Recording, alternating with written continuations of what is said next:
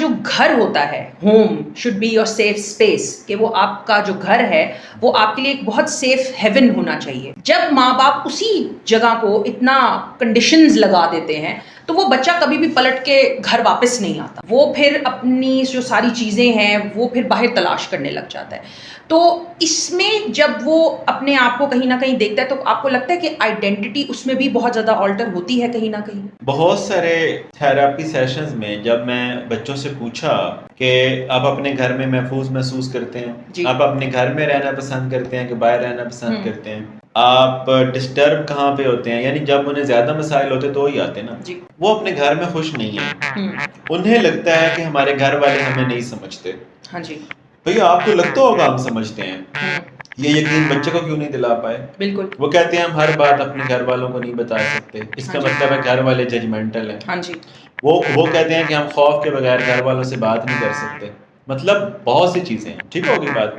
گھر نفسیاتی تحفظ کی جگہ بنے گا تو کام چلے گا. یعنی وہ حدیث بھی ہے نا کہ تمہارے زبان اور تمہارے ہاتھ سے دوسرے انسان کی عزت نفس محفوظ رہے. ہاں جی. بچہ رزلٹ والے دن گھر نہیں جانا چاہتا. کیا اس لیے کہ رزلٹ برا ہے؟ نہیں جناب، اس لیے کہ برے رزلٹ کے ساتھ اس کی گھر میں ایکسیپٹنس نہیں ہے. ہاں جی.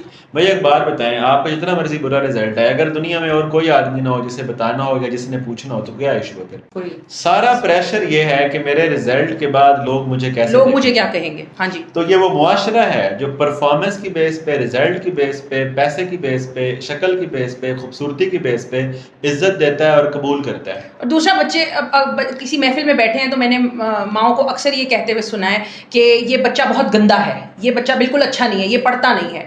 جب آپ نے بچے کو اتنے لیبلنگ کر دی ہے تو وہ بچہ کبھی بھی آپ کو ایز اے مدر اپنی سیف ہیون قبول نہیں کرے گا. بچے کے ایک برے رویے کی وجہ سے جی آپ اسے ایز اے پرسن جب لیبل کر دیتے ہیں جی. کہ یہ گندا ہے، یہ ضدی ہے، یہ فلاں ہے فلاں ہے، اصل میں آپ اس کو وہ بننے میں ہیلپ کر رہے ہیں. دیکھیں، ایک بار بچے نے جھوٹ بولا، یہ ایک الگ بات ہے. بچہ جھوٹا ہے، یہ الگ بات ہے. آپ نے اس کو لیبل ہی کر دیا نا. بچہ جھوٹا ہے کا مطلب ہے اس کی فطرت ایسی ہے. ہاں جی، فطرت. یہ غصے والا ہے، اس کی فطرت ہی ایسی ہے.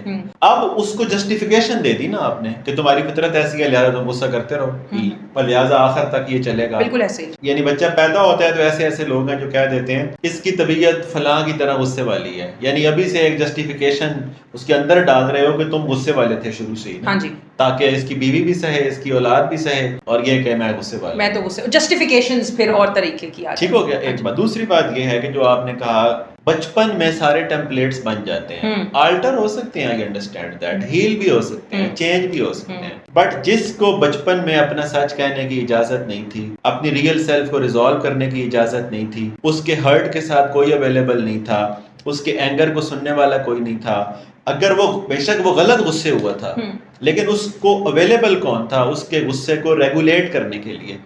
میں یہ نہیں کہہ رہا اس کی مرضی پوری کر دیں، میں کہہ رہا ہوں اس کو سن اور سمجھ لیں. اگر آپ نے بچے کی مرضی نہیں پوری کی، جو کہ غلط تھی، نہیں کرنی چاہیے، بٹ کیا آپ اس مرضی نہ پورے کرنے کے بعد اس ہرٹ بچے کے ساتھ اویلیبل تھے؟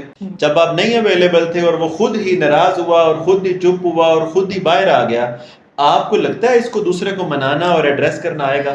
جب یہ ہسبینڈ اور وائف بنے گا، یہ اپنے پارٹنر کے ایموشن کیسے اٹینڈ کرے گا؟ ساری زندگی یہ خفا رہا ہے، یہ ہرٹ ہوا، یہ اکیلا بیٹھا رہا، اس نے اکیلا خود کو ڈیل کیا، اس کی خفگی کو، ناراضگی کو، ہرٹ کو نہ سنا گیا، نہ ریزالو کیا گیا.